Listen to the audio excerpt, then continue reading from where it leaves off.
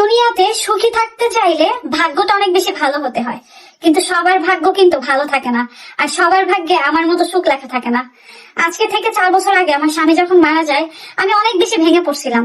এখনো কিন্তু তার মায়ের সব কাটিয়ে উঠতে পারি নাই। খারাপ সময় দেখছি, খারাপ সময় না কেউ পাশে থাকে না। কেউ, আপনি যদি না খেয়ে থাকেন 5টা টাকা দিয়ে কেউ উপকার করবে না। আমি আমার খারাপ সময় দেখছি কেউ আমাকে 5টা টাকা দিয়ে উপকার করে নাই। যখন একটু আমি ভালো থাকতে শুরু করলাম, তখন আমার ভালোবাসার মানুষের অভাব নাই, চারিদিকে শুধু ভালোবাসার মানুষজন, অনেক কিছু।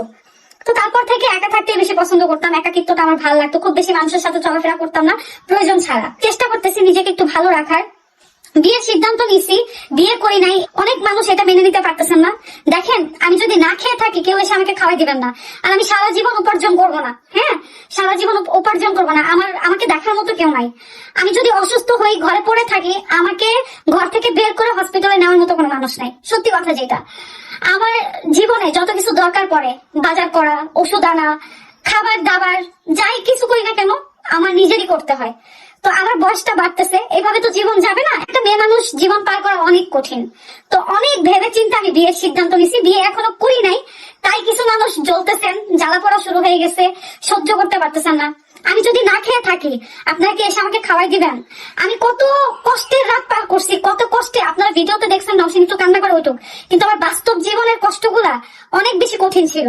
হ্যাঁ, বাস্তব জীবনে আমি অনেক কান্নাকাটি করছি, অনেক কিছু করছি। তো আমার জীবন যায় না, জীবন চলবে না। অনেক কিছু চিন্তা ভাবনা করার পরে আমি বিয়ের সিদ্ধান্ত নিছি যে জীবনটা তো এভাবে যাবে না। পড়ছি, আমার বাজার করা, আমি অসুস্থ হলে আমাকে কে হসপিটালে নিয়ে যাবে বা বোঝার মতো নাই। আসলে একটা মেয়ে কখনো একা থাকতে পারে না। তো এইভাবেই হচ্ছে বিয়ের সিদ্ধান্ত নিছি। কিন্তু কিছু মানুষজন আছেন, আপনারা যে এত পরিমাণ জ্বলতেছেন, এত পরিমাণ জ্বালা পোড়া কেন আমি বুঝতেছি না। আমি তো আপনাদের কারো ক্ষতি করি নাই। আর আপনারা নীলাকে কতক্ষণ মনে রাখেন? আপনারা এই 4টা বছর, এই যে 23 তারিখে নীলার মৃত্যুবার্ষিক গেছে, কোন একটা মানুষ, নীলার ফ্রেন্ড সার্কেল, কাউকে আমি দেখি নাই নীলাকে নিয়ে একটা স্যাড পোস্ট করছে। আমি মনে রাখছি, আমি 200 জন মানুষ খাওয়াইছি, যেটা আমি ভিডিও করে দেখাই নাই। আমি চাইলে ভিডিও করে অনেক কিছু দেখাইতে পারতাম। আমি 200 জন মানুষ খাওয়াইছি। আমি তার জন্য দোয়া করি, সবসময় দোয়া করি। আমি আমার জন্য দোয়া করি না, তার জন্য দোয়া করি। তো আপনাদের কাছে এসব নাটক মনে হবে। যারা নীলার প্রতি ভালোবাসা দেখান, সারাদিনে কতবার নীলার কথা আপনাদের মনে পড়ে। যখন আমি একটা ভিডিও আপলোড করি, আমাকে দেখে আপনারা নীলার কথা মনে করেন। আর আমি কেন ভিডিও করবো না? আমার হাজবেন্ড, নীলা তো আমার হাজবেন্ড, আপনাদের কেউ না। আপনাদের কেউ না, আমার হাজবেন্ড। আমি আমার হাজবেন্ডকে নিয়ে ভিডিও বানাবো। সে তো আমাকে ছেড়ে চলে যায় নাই, আমাকে ডিভোর্স দিয়ে যায় নাই। সে মারা গেছে, আমি এখনো তার ওয়াইফ। আমি কিন্তু এখনো তার ওয়াইফ। তো আমি কেন তাকে নিয়ে ভিডিও বানাবো না? আপনারা নীলার থেকে আমাকে পর বানাই দিচ্ছেন। হাস্যকর। মার থেকে মাসির দরদ অনেক বেশি থাকে, এটাই। অনেকের কাছে আমার এই কথা খারাপ লাগতে পারে, কিন্তু আমারও খারাপ লাগে, আমারও কষ্ট লাগে। কিন্তু আমার কষ্টটা, আমার থেকে আপনাদের কষ্টটা বেশি না। আমি দেখছি এই যে নীলার মৃত্যুবার্ষিক গেছে, কেউ নীলাকে দিয়ে একটা পোস্ট করে নাই, কেউ বলে নাই যে নওশিন নীলার জন্য কি করছো। আমি এখন পর্যন্ত যতটুকু পারি নীলার জন্য আমি করে যাই।